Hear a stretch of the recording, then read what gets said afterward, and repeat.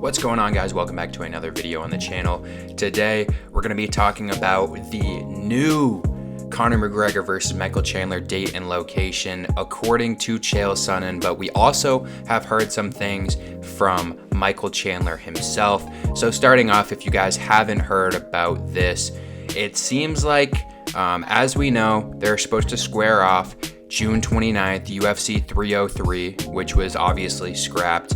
As we know, McGregor pulled out due to an injury, and we've seen a decent amount from McGregor actually since then. Obviously, he's involved with the bare knuckle stuff as an owner, CEO, something like that. I'm not exactly sure.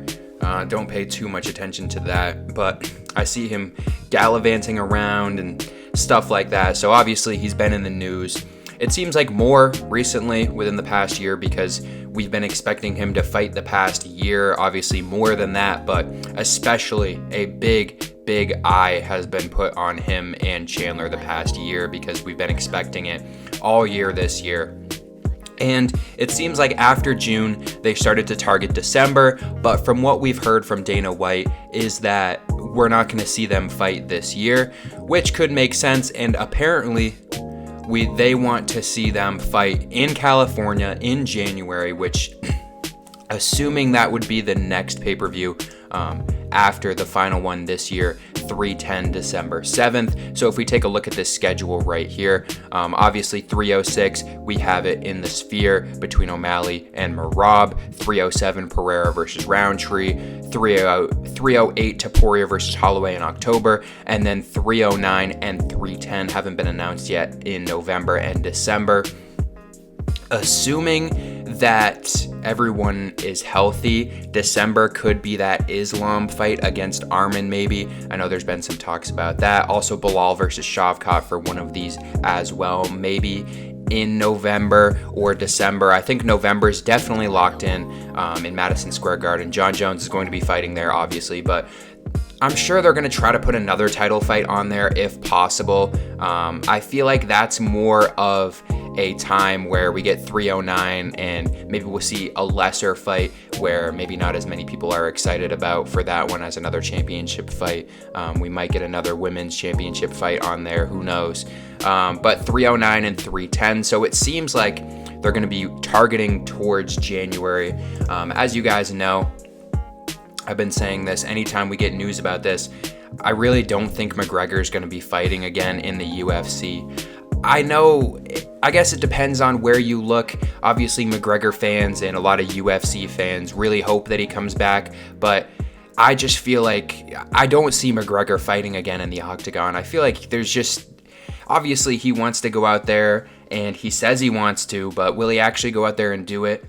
I don't know. He's at this point where we've scheduled it, rescheduled it so many times that if it gets announced for January, I mean, I'm not going to believe it at all. Like, you can do whatever you want to build this up. You can hype this up, all that. But like we saw with the last one, we're supposed to have this international whole entire tour that we're going to be going on in Ireland.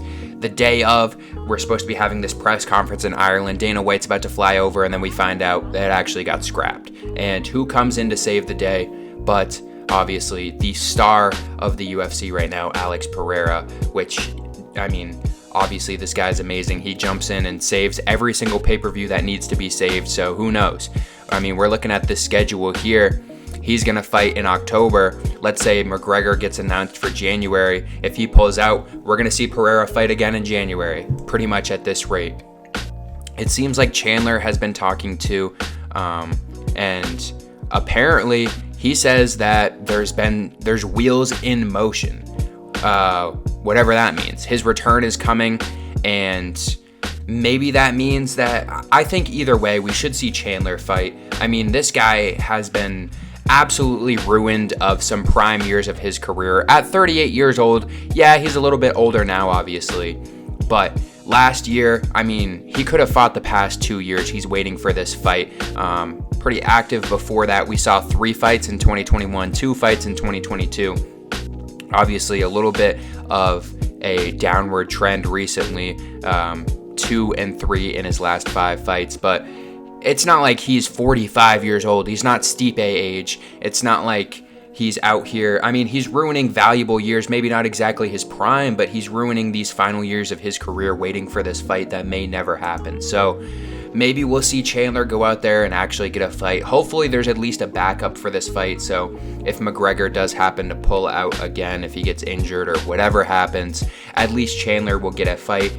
Michael Chandler in a main event of a pay-per-view, I don't think that's going to get it done by itself. I don't know who he would go out there and fight that could even sell. If McGregor's not the main event, they're going to have to pull something out and pull another champion out there, because we're not going to see Michael Chandler in a 5-round main event against some other ranked opponent. Like, that's just not going to happen. That's not going to sell well for the UFC.